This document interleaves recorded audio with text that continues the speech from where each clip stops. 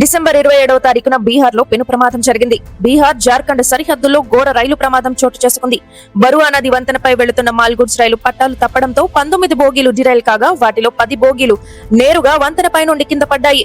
ఈ ప్రమాదం జమ్మూ జిల్లాలో సిముల్తలా సమీపంలోని టల్వా హాల్ట్ వద్ద చోటు చేసుకుంది. అయితే దీనిపై అధికారికంగా ఇంకా ధృవీకరణ రావాల్సి ఉంది. ఈ ప్రమాదం శనివారం అర్ధరాత్రి సుమారు 11:30 సమయంలో చోటు చేసుకున్నట్లు అధికారులు తెలిపారు. ఆసన్సోల్ రైల్వే డివిజన్ పరిధిలోని జసిడి చాజా ప్రధాన రైలు మార్గంలో బ్రిడ్జి నంబర్ 676 పోల్ నంబర్ 344/18 సమీపంలో ఈ ఘటన జరిగింది. జసిడి నుంచి జాజా వైపు వెళుతున్న మాల్ గుడ్స్ రైలు ఒక్కసారిగా పట్టాలు తప్పడంతో ఈ ఘోర ప్రమాదం జరిగింది. ప్రమాద సమాచారం అందగానే రైల్వే పోలీసులు, ఆర్పీఎఫ్ సిబ్బంది, రైల్వే సాంకేతిక విభాగం అధికారులు వెంటనే ఘటనా స్థలానికి చేరుకున్నారు. ఆసన్సోల్ రైల్వే డివిజన్ డిఆర్ఎం కూడా అక్కడికి చేరుకుని పరిస్థితిని సమీక్షించారు. మాల్ గుడ్స్ రైలులో భారీగా సిమెంట్ బస్తాలు ఉండటంతో ప్రమాదం తర్వాత అవి చుట్టుపక్కల ప్రాంతంలో చెల్లాచెదురుగా పడ్డాయి. వంతెనపై పట్టాలు తీవ్రంగా దెబ్బతినడంతో అప్ డౌన్ 2 మార్గాల్లో రైలు రాకలు పూర్తిగా నిలిచిపోయాయి. ఈ ప్రమాదం కారణంగా ఢిల్లీ, పట్నా, హావడా మార్గంలో నడిచే రైళ్లు తీవ్రంగా ప్రభావితమయ్యాయి.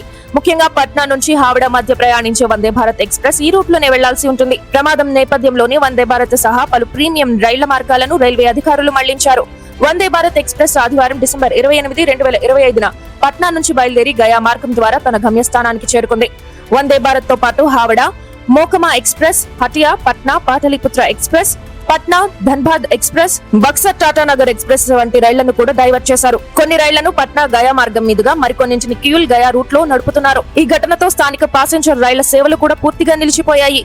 ఈ రూట్ మీద ప్రయాణించే వేలాది మంది ప్రయాణికులు తీవ్ర ఇబ్బందులు ఎదుర్కొంటున్నారు. పట్టాలు పునరుద్ధరించే పనులు కొనసాగుతున్నాయని, సాధ్యమైనంత త్వరగా రైలు సేవలను పునరుద్ధరిస్తామని రైల్వే అధికారులు తెలిపారు.